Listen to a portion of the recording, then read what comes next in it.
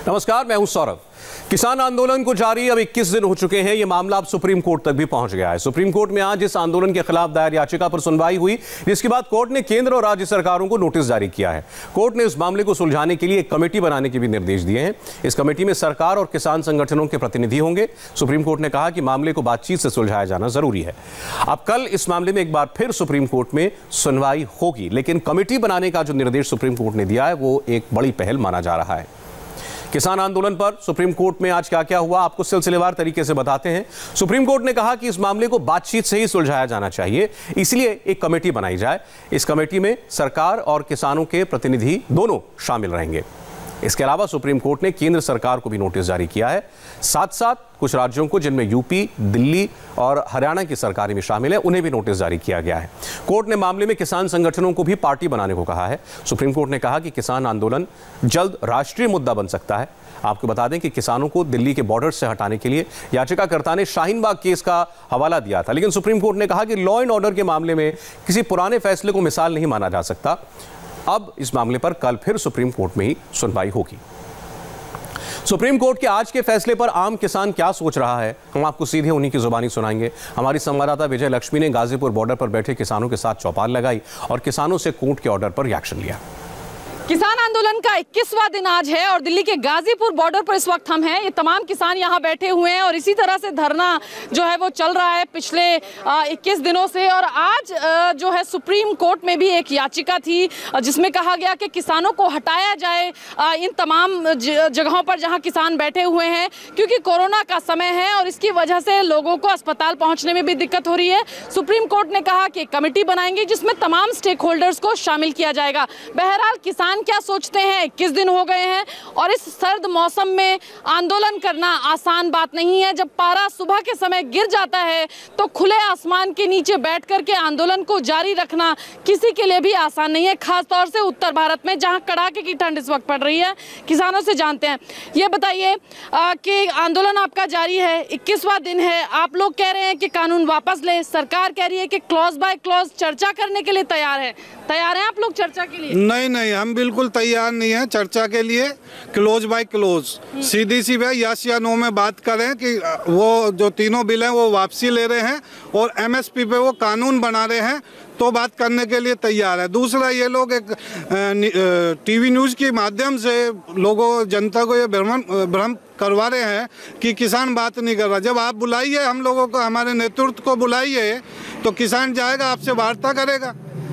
तो लेकिन किसान जो है, सरकार जो है वो कह रही है कि जो तमाम बिल हैं ये किसानों के हित के बिल हैं, रिफॉर्म्स की ज़रूरत है, देश के एग्रीकल्चर सेक्टर में सुधारों की ज़रूरत है। यही बात लगातार कृषि मंत्री भी कह रहे हैं कि किसानों के आने वाले ज़िंदगी में ये जो तमाम रिफॉर्म्स हैं इनकी ज़रूरत है, इसीलिए सरकार ला रही है। ये हमने बिल पास होने के 2.5-3 महीने में देख लिया कि किसान हित में है।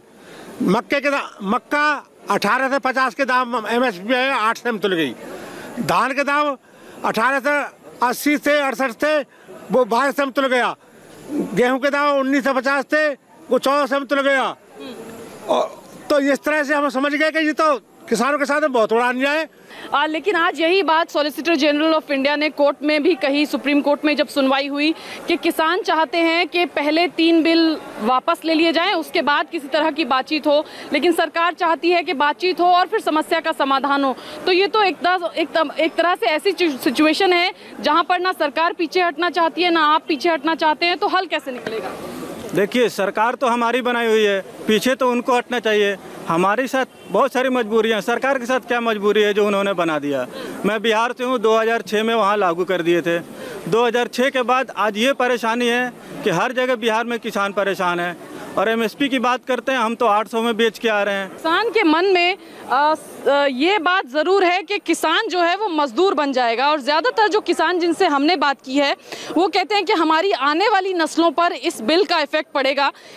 इनका जो इफ़ेक्ट है वो इमीडिएट नहीं होगा, लेकिन आने वाले चंद सालों के बाद जो है इसका इफ़ेक्ट जो है वो दिखना शुरू होगा। लेकिन सरकार कहती है कि ऐसा कुछ नहीं है कि आने वाले 10 साल बाद या आपकी आने वाली नस्लों को इससे कोई दिक्कत होगी।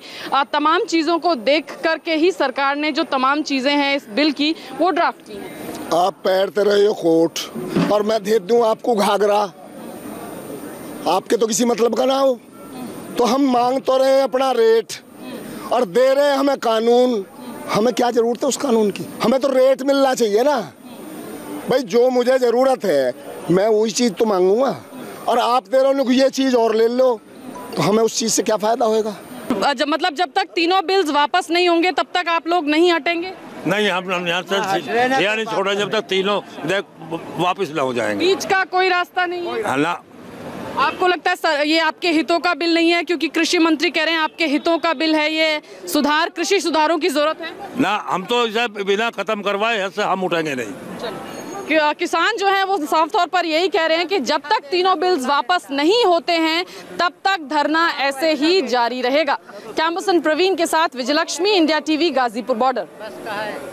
आपने किसानों की बात सुनी, अब आपको हम किसान नेताओं की बात सुनाते हैं। सुप्रीम कोर्ट ने किसानों के लिए एक कमेटी बनाने की बात कही है। क्या किसान इस कमेटी में हिस्सा लेंगे? किसान नेता राकेश टिकैत से इंडिया टीवी के रिपोर्टर विजयलक्ष्मी ने इस बारे में बात की।